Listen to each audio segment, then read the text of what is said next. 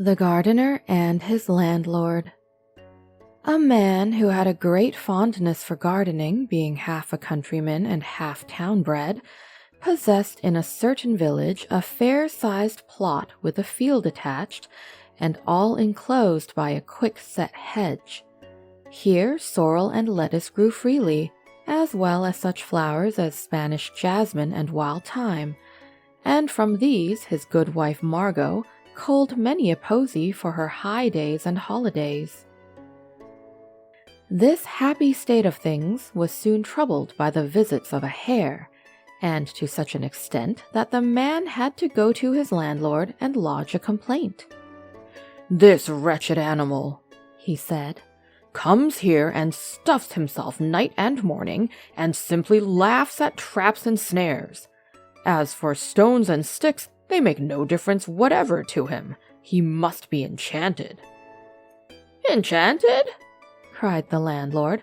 "I defy enchantment. Were he the devil himself, old Towler would soon rout him out in spite of his tricks. I'll rid you of him, my man, never fear." "And when?"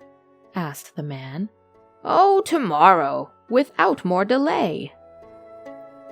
The affair being thus arranged, on the morrow came the landlord with all his following. "First of all," he said, "how about breakfast? Your chickens are tender, I'll be bound. Come here, my dear," he added, addressing the man's daughter, and then to her father. "When are you going to let her marry? Hasn't a good son-in-law come on the scene yet? My dear fellow, this is a thing that positively must be done, you know. You'll have to put your hand in your pocket to some purpose." So saying, he sat down beside the damsel, took her hand, held her by the arm, toyed with her fichu, and took other silly and trifling liberties which the girl resented with great self-respect, whilst the father grew a little uneasy in his mind. Nevertheless, the cooking went on. There was quite a run on the kitchen. "How ripe are your hams? They look good." "Sir," replied the flattered host, "they are yours." "Oh, really now? Well, I'll take them, and that right gladly." The landlord and his family, his dogs, his horses, and his men-servants all take breakfast with hearty appetites. He assumes the host's place and privileges, drinks his wine, and caresses his daughter. After this, a crowd of hunters takes seats at the breakfast table. Now everybody is lively and busy with preparations for the hunt. They wind the horns to such purpose that the good man is dumbfounded by the din. Worse than that, they make terrible havoc in the poor garden. Goodbye to all the neat rows and beds. Goodbye to the chicory and the leeks. Goodbye to all the pot herbs.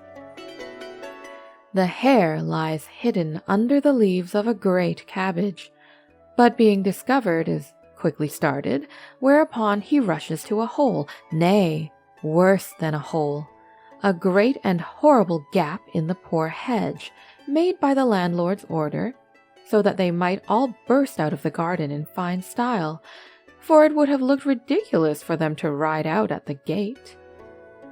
The poor man objected. "This is fine fun for princes, no doubt." But they let him talk, whilst dogs and men together did more harm in 1 hour than all the hares in the province would have done in a century. Little princes, settle your own quarrels amongst yourselves. It is madness to have recourse to kings. You should never let them engage in your wars, nor even enter your domains.